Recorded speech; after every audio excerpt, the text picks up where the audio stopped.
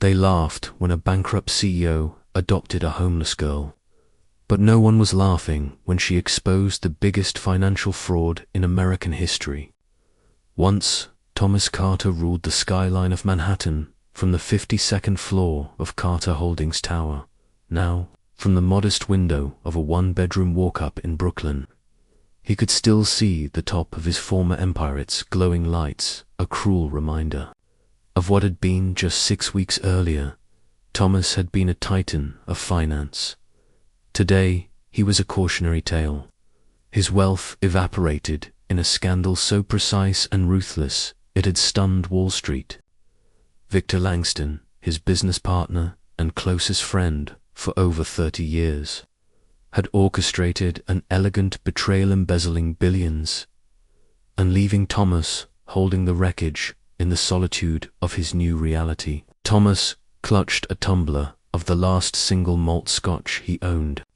He swirled it, watching the amber liquid catch the light like memories just out of reach. He toasted his own reflection in the Glasgaunt hollow-eyed, nearly unrecognizable. 2 empire builders, he muttered bitterly, before draining the glass. The doctor's words echoed like a gavel in his mind. Your blood pressure is dangerously high. Mr. Carter, the stress is killing you. Of course it was.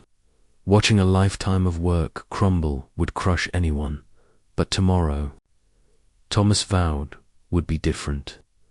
Tomorrow, he would step out of his exile and breathe the same air as everyone else.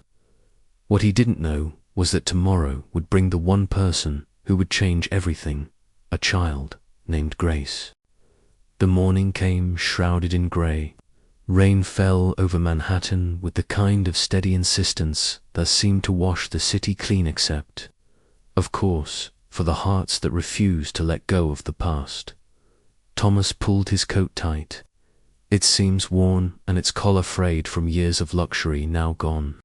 He wandered aimlessly through the East Village, past shuttered bookstores and busy coffee shops, letting the cold droplets hide the tears that welled in his eyes more often than he cared to admit, near an abandoned storefront.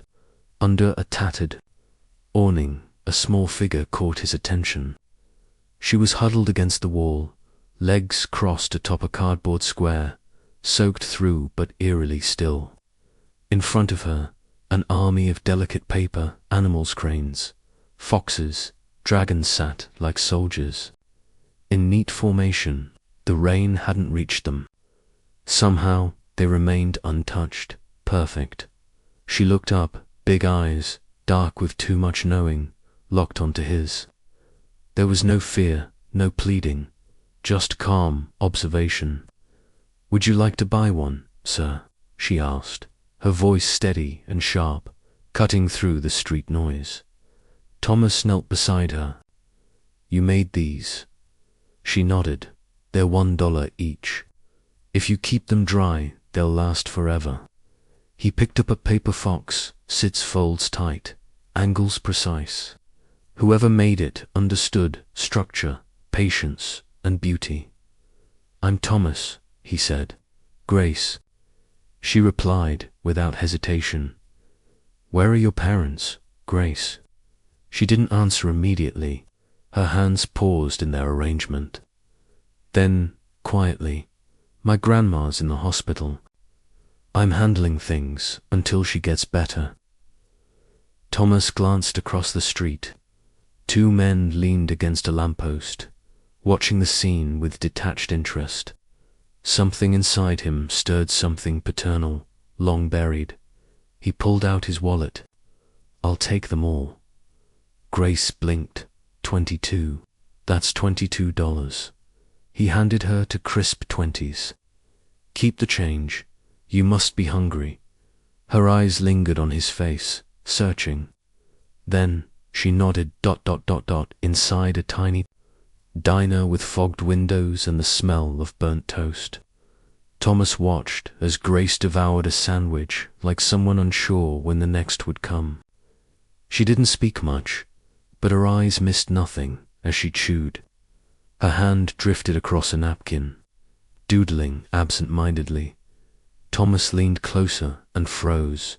Equations, not just numbers, but advanced mathematical patterns, derivatives, predictive models. He could barely grasp the man he had built one of the most powerful financial firms on Wall Street. "What are you working on?" he asked, keeping his tone light. Grace covered the napkin. "Just numbers. They help me think." In that moment, Thomas Carter broke, and uncertain knew he had stumbled onto something extraordinary, and perhaps, just perhaps, he wasn't finished building something meaningful. He looked out at the rain, then back to her. "Come with me," he said. Grace narrowed her eyes. "Why?"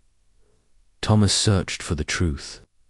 "Because I know what it feels like when the world just walks by." That night, for the first time in months, Thomas cleaned out his home office. The dusty pull-out couch, still covered in tax papers, became a makeshift bed. Grace curled into it, clutching her worn backpack, and Thomas stood in the doorway, watching the quiet rhythm of her breath, not knowing yet that he hadn't just invited a child into his life. He'd invited a revolution. Morning light broke through the cracked blinds like quiet forgiveness. Thomas tiptoed through the apartment, careful not to wake Grace.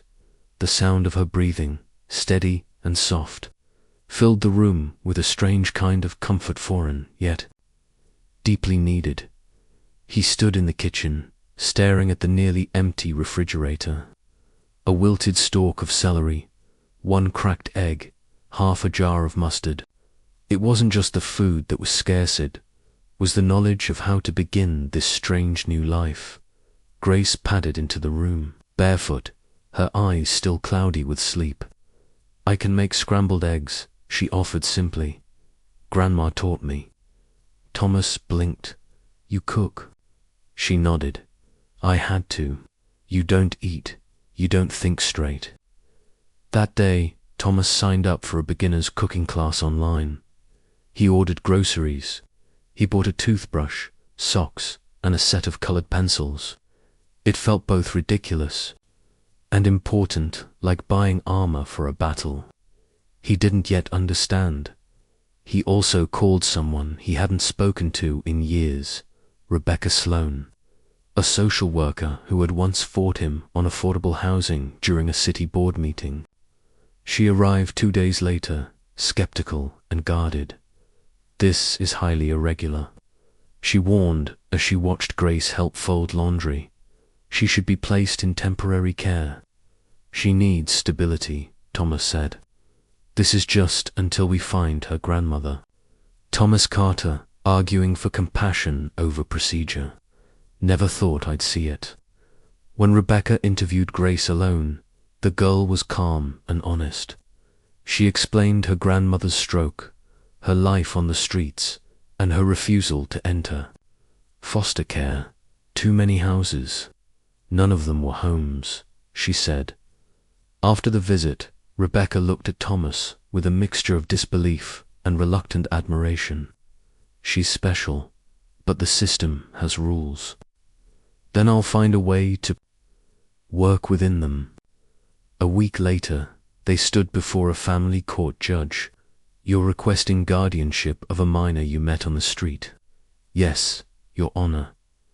"And what qualifies you for this responsibility?" Thomas hesitated. Then Grace slipped her hand into his. "Your Honor," Thomas said, voice clear and certain, "I'd like to amend my request. I'm seeking to adopt Grace permanently." A gasp rippled through the courtroom. The judge stared. What can a man who lost everything offer this child? Thomas looked at Grace. "A second chance for both of us." The apartment began to change. Slowly, imperceptibly, it evolved from a bachelor's bunker into something warmer, walls that echoed less, corners that held laughter, spaces where silence began to feel like peace instead of punishment. It started with a bookshelf, Thomas had spent the better part of a morning boxing up financial journals, old Wall Street forecasts, and economic white papers.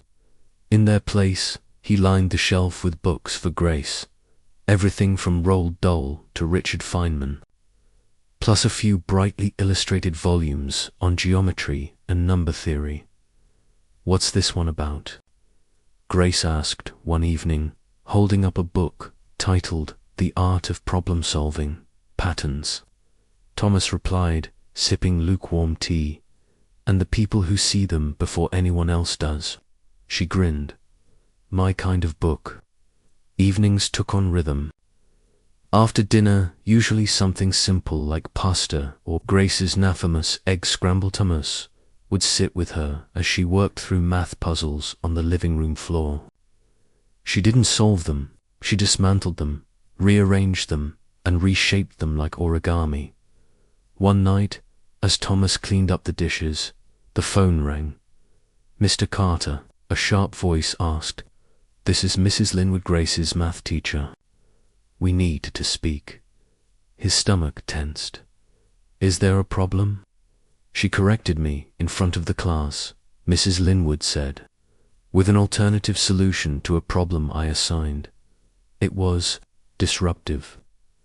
Thomas bit back his first instinct to defend. Instead, he asked calmly, "Was her solution incorrect?" A pause. "No," the teacher admitted. "It was advanced, elegant even, but it undermines classroom structure." That evening, Thomas sat cross-legged beside Grace, who was now sketching equations in a notebook. "You can't always correct teachers in front of the class," he said gently. She looked down, but she was wrong. "I know, and your way might be better, but part of genius is knowing how to share it." Grace mulled it over. "So, I need to be right and kind." Thomas smiled. "Exactly." Later that week, a package arrived, addressed to Grace. Inside, a letter from the school board inviting her to take advanced assessments. The results would change everything. By Friday, administrators called an emergency meeting. Grace's test. Results didn't just place her in the top percentile. They broke the model. "She sees patterns most adults don't," explained Dr. Harris, the school's educational psychologist. "She doesn't memorize solutions. She rewrites the framework." Thomas looked at Grace, then at the panel of educators. "She doesn't need memorization," he said quietly. "She understands." The meeting ended with quiet awe. Grace would be placed 2 grades ahead, with university-level supplemental work. As they walked home through Central Park, Grace fell into step beside Thomas, quiet for once. "Am I weird?" she asked. Thomas stopped. "You're brilliant, and sometimes brilliance feels lonely. But you're not alone." She nodded, unconvinced. That night, Thomas added one more item to the bookshelf, a framed napkin from the diner, the one with Grace's first equations, because some formulas weren't meant to be solved. Some were meant to be lived. It had been 3 months since Grace had moved into Thomas Carter's small Brooklyn apartment, but the space no longer felt temporary. The pull-out couch remained, but the living room bore the evidence of something far more permanent: stacks of math books, colorful graphs taped to the walls, and a growing collection of Grace's origami figures, each one folded with precision and displayed like rare artwork. So, when an ivory envelope arrived bearing the embossed crest of the New York Financial Guild, Thomas hesitated before opening it. Inside was an invitation: the annual winter gala, hosted at the Waldorf Astoria. He hadn't planned to attend, not ever again, but scrawled at the bottom, in blue ink, was a note from Margaret Ellison, one of the few who had stood by him when his empire collapsed. "Come, it's time." he told Grace over breakfast. "We've been invited to a fancy dinner, we?" she asked, mid-bite. "I'm not leaving you with a sitter. Besides, you're the smartest person I know. You belong in every room I walk into." She looked up, eyes wide, smile forming. "Do I need to wear something?" "Shiny is optional," he said. "But confidence is mandatory. ... That Saturday." Thomas dusted off his one surviving tuxedo, tailored in a life that felt like someone else's. Grace wore a navy dress that shimmered under the light, her hair pinned back with a paper star. They arrived by cab, stepping into a lobby that once would have bowed to Thomas's presence. Now, whispers followed them, not out of respect, but curiosity. A former CEO with a child by his side. A man rebuilt not by money, but by something rarer. Love Margaret greeted them with a warm hug. This must be the famous Grace. The gala unfolded in polite glances and tight smiles. Thomas fielded a few backhanded compliments and the occasional genuine kindness. Grace observed everything, the way people moved, how conversations layered, the unsaid between the spoken. Then, from across the ballroom, a voice cut through the room like a scalpel. Well, if it isn't the ghost of Wall Street, Victor." Langston. Grace instinctively stepped closer to Thomas.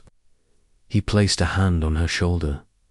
Victor approached with a champagne flute, that same smugness that had once cost Thomas everything. "Adopting strays now, Carter." Thomas bristled, but before he could speak, Grace stepped forward. "She's not a stray," she said, clear and calm. "She's Grace." Victor blinked. "And she speaks. She also listens," she replied. "And your numbers from earlier, they're wrong." The table around them stilled. Victor laughed. "Excuse me. The risk model you mentioned. It's underweighting volatility across long-term intervals. That projection curve is flawed."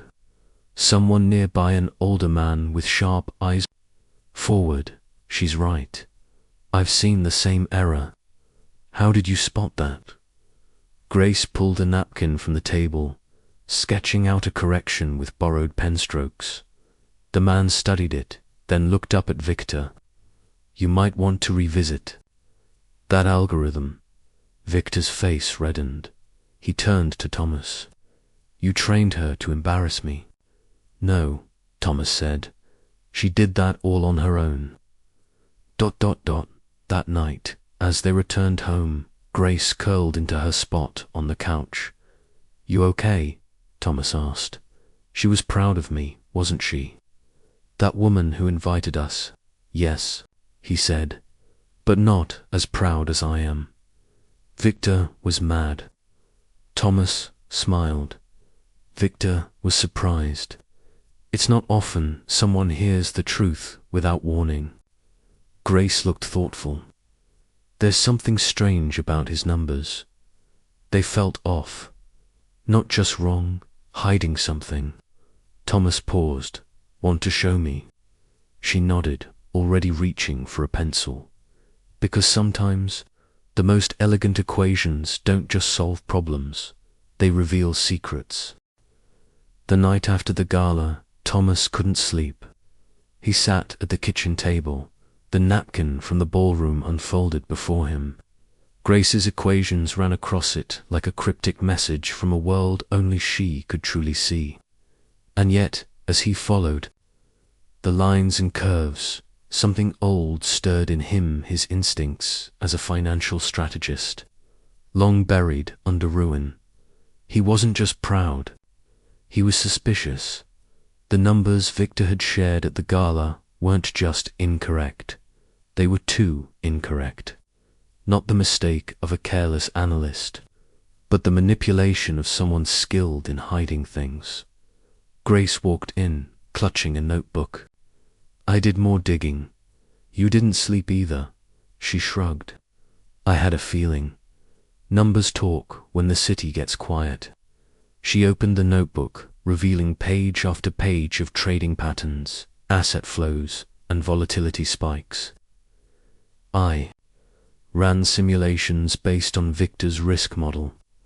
There's an anomaly.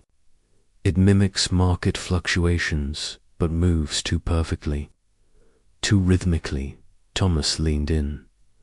It's artificial. Algorithmic, she confirmed. I think he built a system to cause timed collapses, controlled volatility. Then he profits. Off the chaos. Thomas stared. That's industrial-level fraud. Grace nodded. And I think that's how your company fell. He pushed back in his chair. The betrayal that had cost him everything wasn't just personal, it was mathematical. They spent the weekend building models, pulling public data, and feeding it into a primitive version of an algorithm Grace designed from scratch. She called it Project Phoenix. By Sunday night, patterns emerged. Transfers to offshore accounts, dummy firms, fund reallocations disguised as market corrections. This is bigger than just you, Grace whispered. He's still doing it. Thomas felt his chest tighten, not from stress, but from resolve. We can't do this alone, he said. The next morning, he made a call to Sarah Levin, a former cybersecurity expert from Carter Holdings. She had refused to join Victor's new firm after the collapse. She answered after 2 rings. Thomas, I need your help. Off the record. It's about Langston. That night, Sarah sat in their apartment, sifting through the data with wide eyes. You realize this is the kind of thing that makes people disappear. Thomas nodded. We're not looking to publish a story. We're looking to expose the truth. Sarah looked at Grace. You built this algorithm. I just listened to the numbers, she said. Sarah let out a long breath. Then we're going to need a safe place. And a plan. 3 days later, they relocated Project Phoenix to a secure office space Sarah still had access to in Midtown. Encrypted servers, offline backups, redundant communication protocols. Grace began building the full version of the algorithm, one that didn't just detect the fraud, but predicted its next move. Thomas started contacting former colleagues, those Victor had left behind, those still hurting.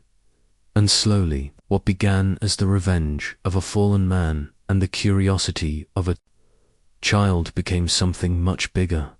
A mission to expose the biggest financial fraud in American history, and to prove that brilliancy then, when born on a sidewalk, can change the course of justice.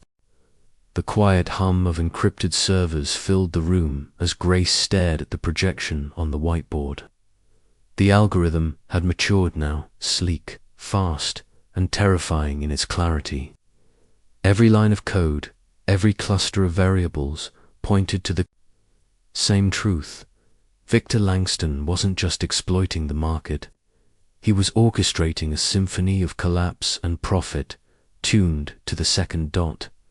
Sarah double-checked the compiled data. We've mapped 32 shell companies, 6 offshore accounts, and a recurring pattern that links every financial crash he's benefited from in the past 10 years. Grace added, and he's planning another. The market indicators are aligning again. It's days away. Thomas stood silently at the window, overlooking Midtown Manhattan. We have the proof. What we don't have is safety. Just then, Sarah's screen blinked. A remote access attempt. Blocked. Then another. Then 5 more. She paled. We've been found. Grace remained calm. Initiate the fail-safe protocol. Thomas turned.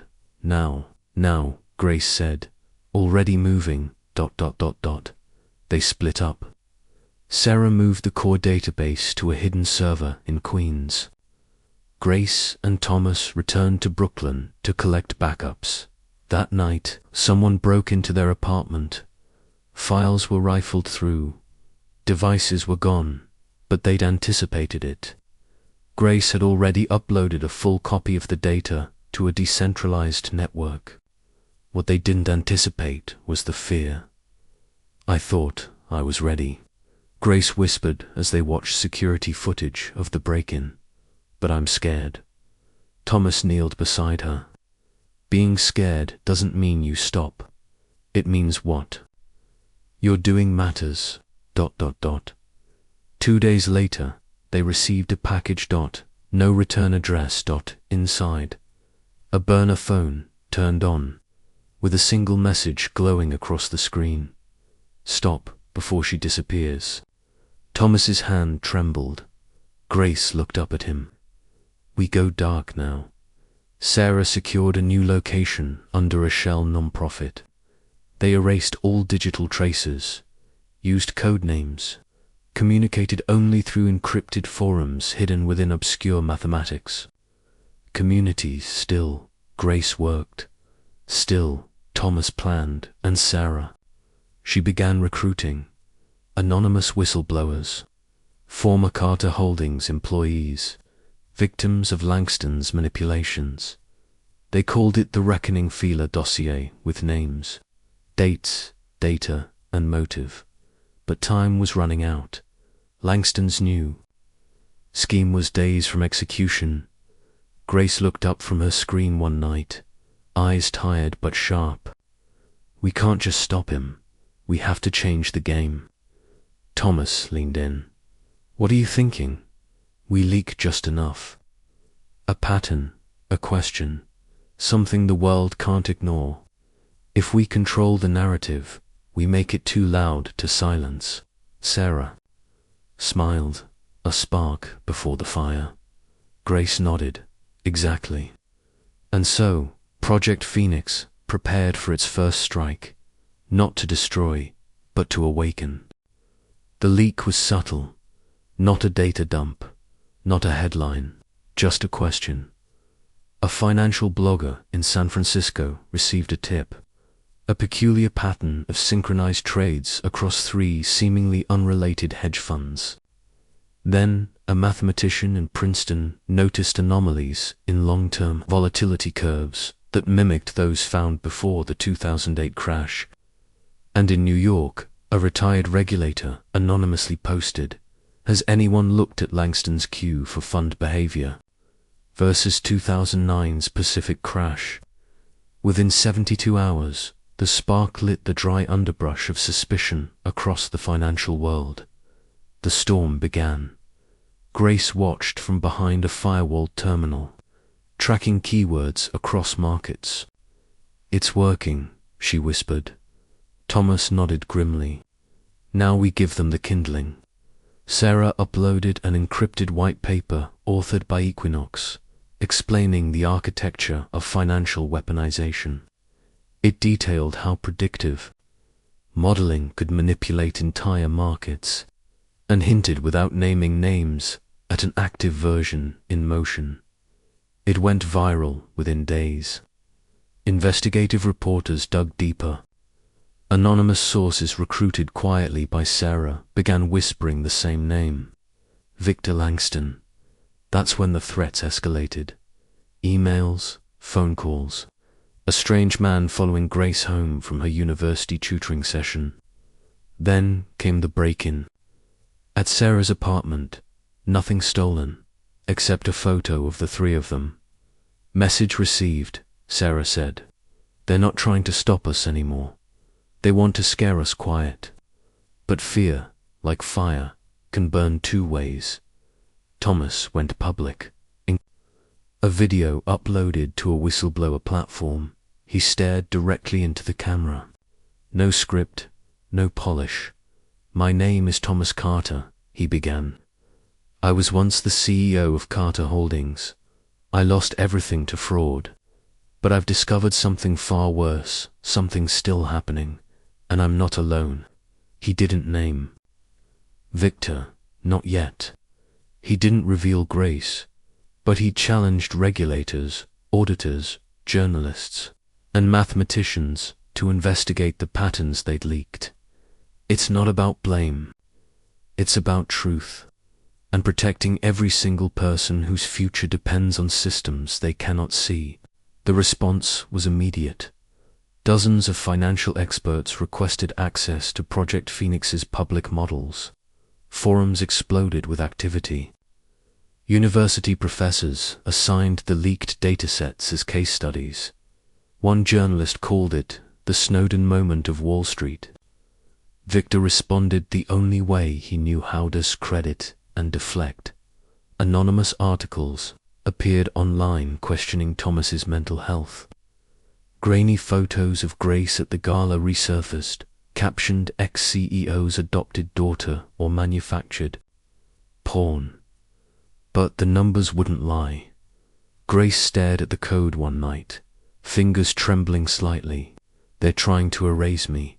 Thomas sat beside her. "You're not erasable. Not anymore." The next day, they received an invitation from the SEC and from a news network to 60 Minutes. Sarah looked at the email threads. "We can't do both. One is safe, the other is loud." Grace didn't hesitate. "Then we go loud. Because sometimes the only way to fight a storm is to become the lightning." The lights in the 60 Minutes studio were blinding, but Grace didn't flinch. Dressed in a simple blue sweater, her hands folded neatly in her lap, she looked more like a middle schooler waiting for a piano recital than the centerpiece of one. Of the most explosive financial exposés in decades, Thomas sat beside her, calm but braced. Across from them, journalist Dana Keller reviewed her notes. "Let's begin with the question everyone is asking," Dana said. "Grace, how does an 80-year-old uncover a global financial conspiracy?" Grace didn't smile. "By watching. Numbers don't lie. People do." The interview unfolded like a quiet storm. Thomas explained the downfall of Carter Holdings. Grace detailed the patterns. She saw how Langston's algorithms mimicked volatility, how shell firms cycled funds to offshore accounts, and how the market had been turned into a puppet show of engineered collapse. Sarah joined via video call, confirming the technological depth of Project Phoenix. "It's not just a detection system," she said. "It's a warning system, and it works." Dana turned to Thomas. "Why come forward now? After everything you lost?" He looked at Grace. "Because someone trusted me when I was at my worst. Now I owe the world my best." The segment aired on a Sunday night. By Monday morning, it had over 10 million views. The SEC issued a formal statement. Hearings were announced. Whistleblower protections expanded overnight. But so did the backlash. Victor Langston filed a defamation lawsuit. Multiple media outlets began digging into Grace's origins, hoping to discredit her. Anonymous threats poured in. One night, someone threw a rock through Sarah's office window. A note was tied to it. "Silence saves lives." Thomas moved Grace to a secure location, but she insisted on continuing their work. "If they're trying this hard to shut us up," she said, "then we must be close." Sarah upgraded their security protocols. Backup servers were deployed in Europe. Copies of the reckoning file were placed in legal trust with journalists, academics, and regulators. The final piece was a live-streamed reveal. Grace prepared a 15-minute presentation. She simplified the core of Project Phoenix, showing how the manipulation worked, the patterns it exploited, and most damning of all, a predictive timeline of Langston's next move. "We're not accusing," she said. "We're inviting the world to look." The stream went global, translated in 7 languages, picked up by Bloomberg, BBC, and Al Jazeera. Victor Langston went silent until one final message reached them, sent from a secure channel. "Let's talk. Name the place, Grace. Read it aloud." Thomas looked at Sarah. "Is this the end?" he asked. Sarah shook her head. "No, it's the beginning of his." They chose the library. Neutral ground, quiet, public enough to feel safe. Victor Langston arrived alone, impeccably dressed, his expression unreadable. Thomas and Grace waited by the tall windows overlooking Bryant Park. She clutched a folder, in her hands not out of fear but conviction. Victor offered a tight smile. "You've made quite the mess." "No," Grace said calmly. "We cleaned one up." Victor looked at Thomas. "You've always wanted vindication. This is it." "I don't need revenge," Thomas replied, "but I won't let you do this to anyone else." Victor's facade cracked.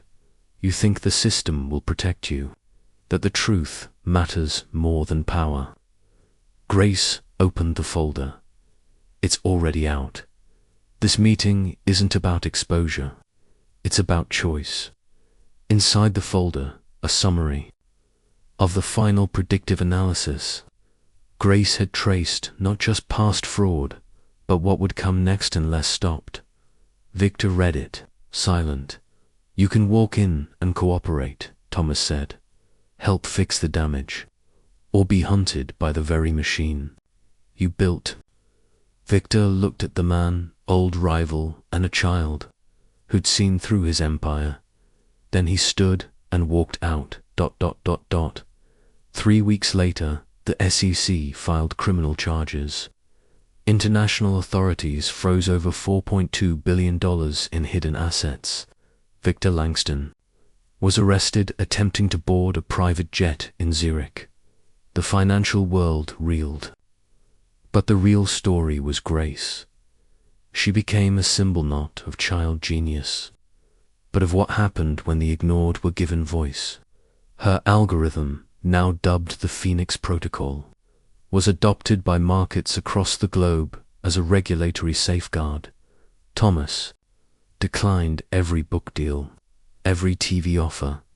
Instead, he and Grace founded the Carter Grace Institute, dedicated to training young minds in ethics, mathematics, and truth-seeking. 1 year later, they stood once more by that old origami spot on the corner of Avenue B. Grace held a paper fox, folded neatly. "You still carry them?" Thomas asked. She smiled. "They remind me where we started." "Do you ever miss the quiet?" he asked. She nodded. "Sometimes, but this," she looked out over the city, "this is better, because now we're not hiding." Thomas reached into his coat and pulled out a sealed envelope. Inside, her official certificate of adoption. The last piece. Grace opened it, eyes wide. "You waited. I wanted to give it to you when you understood everything it meant." She hugged him, no words, just warmth, because the greatest legacies are not built from wealth or towers, but from people who choose to stand up, to protect, to believe, even when the world says they shouldn't, especially then.